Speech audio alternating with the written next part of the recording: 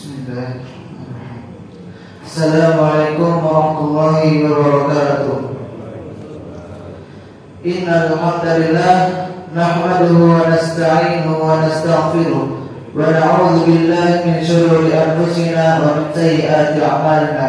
May yahdihillahu fala mudilla lahu wa may yudlil fala hadiya lahu. Asyhadu an la ilaha illallah wa asyhadu anna Muhammadan abduhu wa rasuluh. La nabiyya ba'dahu wa la rasula ba'dahu.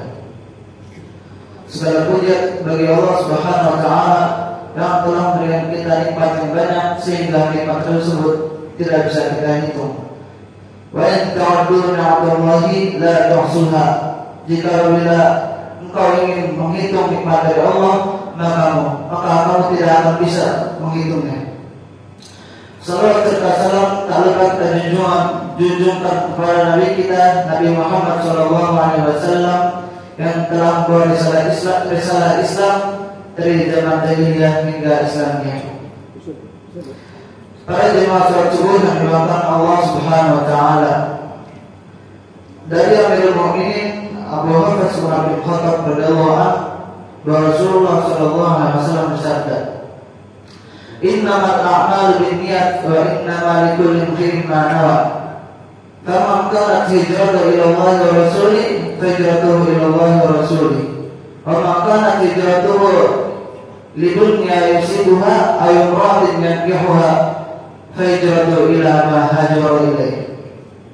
Yang artinya adalah sesungguhnya setiap amalan tergantung pada niatnya. Dan sesungguhnya setiap orang yang akan mendapatkan setiap orang akan mendapatkan sesuai dengan apa yang dia niatkan. Bila niat tersebut, niat hijrah tersebut untuk Allah dan Rasulnya, maka pahala hijrah tersebut akan menuju Allah dan Rasulnya. Dan apabila niat hijrah tersebut untuk dunia yang ia ingin mendapatkannya dan wanita yang ingin dia nikahkan, maka hijrah tersebut untuk dia sendiri. Ibnu Mubarak rahimahullah pernah mengatakan, betapa banyak amalan yang kecil menjadi besar pahalanya karena sebab niat, dan betapa banyak amalan yang besar menjadi kecil pahalanya karena sebab niat. Hadis ini menjelaskan bahwa sesungguhnya kita akan mendapatkan pahala sesuai dengan kadar niat yang ada dalam hati kita. Jika semakin tinggi ketulusan dan keikhlasan niat tersebut, semakin besar pula balasannya di akhirat dan semakin tinggi pula martabat di sisi Allah Subhanahu wa taala. Niat yang ikhlas sering mendatangkan kebaikan dan pahala dari Allah Subhanahu wa taala juga akan menurunkan hati kita saat ujian datang, dan hati kita akan tetap lapang bagaimanapun hasil yang kita raih setelah usaha dan doa. Oleh karena itu, marilah kita senantiasa memperbaiki niat pada setiap perbuatan kita. Fudail bin Iyad mengatakan, yang namanya amalan jika niatnya ikhlas namun tidak benar, maka tidak diterima. Sama halnya jika amalan tersebut benar namun tidak ikhlas, juga tidak diterima. Amalan tersebut baru diterima jika ikhlas dan benar. Yang namanya ikhlas berarti niatnya untuk menggapai ridha Allah saja. Sedangkan disebut benar jika sesuai dengan tunjuk Rasulullah SAW. Niat merupakan bagian utama dalam melakukan amal perbuatan. Dengan niat dapat menentukan nilai ibadah seseorang. Meski ia melakukan amal baik, tapi bukan diniatkan karena Allah Subhanahu wa taala, maka nilainya kecil di hadapan Allah. Sedangkan meskipun melakukan suatu hal yang kecil tapi dilakukan karena untuk menggapai ridha Allah, maka akan bernilai besar. Banyak sekali perbuatan yang kita lakukan sehari-hari berlalu begitu saja tanpa bernilai ibadah. Padahal dalam melakukan secara niat secara baik, kita mampu meraih pahala yang berlimpah. Allah Subhanahu wa taala berfirman di surat Al-Maidah ayat 27 yang berbunyi, A'udzubillahi minasyaitonir rajim.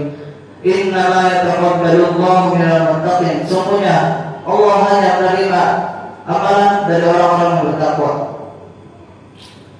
Kenapa di sini menjelaskan kenapa hanya orang bertakwa Allah menerima amalannya?